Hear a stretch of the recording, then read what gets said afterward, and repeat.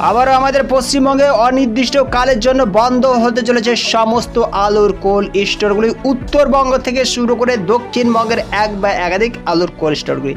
আবারও কিন্তু পশ্চিমবঙ্গের প্রগতিশীল আলু ব্যবসায়িকরা মমতা বন্দ্যোপাধ্যায় যে ধরনের প্রতিশ্রুতি আমাদের পশ্চিমবঙ্গের প্রগতিশীল আলু ব্যবসায়িকদের কে জানিয়েছিলেন, সেই সমস্ত প্রতিশ্রুতিগুলি পূর্ণ না করার জন্য আবারও পশ্চিমবঙ্গের প্রগতিশীল ব্যবসায়িকরা সম্পূর্ণভাবে অনির্দিষ্টকালের জন্য কিন্তু আবারও সোমবার থেকে ধর্মঘটে ধারণা নিতে চলেছে। আর এই সূত্রে বাড়তে চলেছে আমাদের পশ্চিমবঙ্গের আলুর দাম, যতক্ষণ না পর্যন্ত এবার আমাদের পশ্চিমবঙ্গের মুখ্যমন্ত্রী উড়িষ্যা, ঝাড়খণ্ড, বিহার এছাড়া আসানসোলের এক বা একাধিক বর্ডারগুলিতে খুলে না দিচ্ছে, ততদিন পর্যন্ত কিন্তু ধর্মঘট অনির্দিষ্টকালের জন্য চলতে থাকবে। আমরা গত 14 তারিখ রাজ্য কমিটি বর্ধিত একটি সভা করেছিলাম। সেই সভার সর্বসম্মত সিদ্ধান্ত ছিল যে মাননীয় মুখ্যমন্ত্রী থেকে আরম্ভ করে বিভিন্ন বিভাগীয় মন্ত্রী মহোদয়গণের নিকট এবং আধিকারিকগণের নিকট আমরা ইমেলের মাধ্যমে আমাদের আবেদন পৌঁছে দেব যে বারংবার আবেদন নিবেদন সত্ত্বেও মাননীয় বিভাগীয় মন্ত্রীদের সাথে বৈঠক করেও কোনো সুরাহা আমরা পাইনি অদ্যাবধি। আমাদের বর্ডারে দিনের পর দিন নিষেধাজ্ঞার বহর বেড়ে চলেছে, শিথিলতা তো দূরের কথা, বিভিন্ন থানা এবং বিভিন্ন জেলার বর্ডারেও আমাদের গাড়িগুলিকে অযথা হয়রানির শিকার হতে হচ্ছে।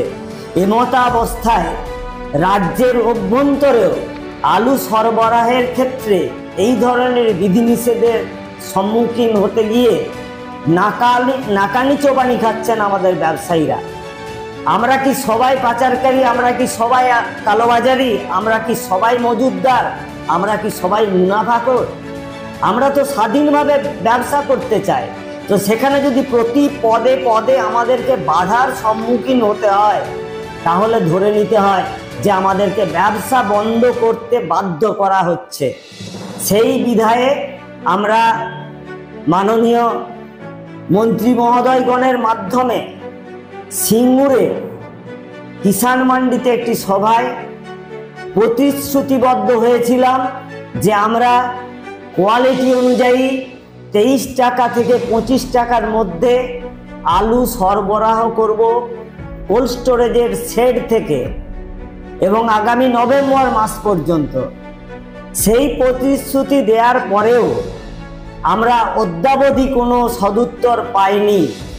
পরবর্তীকালে 24 তারিখ আমরা ইমেল করে বিভিন্ন জায়গায় প্রশাসনিক প্রধানদের কাছে আবেদন নিবেদন করা সত্ত্বেও আমাদের কোনো সুরাহার বা সদুত্তর তাদের কাছ থেকে না পেয়ে আজ শনিবার থেকেই আমরা কোল্ড স্টোরেজের চেম্বার থেকে আলু বের করা বন্ধ করতে বাধ্য হচ্ছি।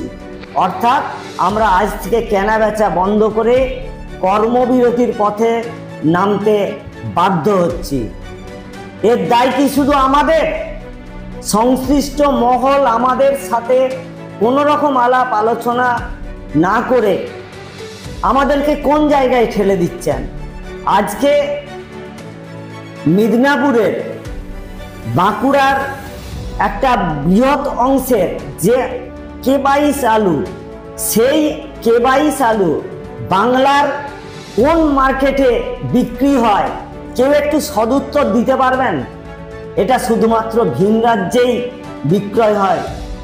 উত্তরবঙ্গের যে পোগরাজ আলু, আমাদের বাঁকুড়ার একটা অংশের পোগরাজ আলু, এগুলো রাজ্যের কোন অংশের মানুষ খায়? এগুলো তো ভিন রাজ্যেই পাঠাতে হয়।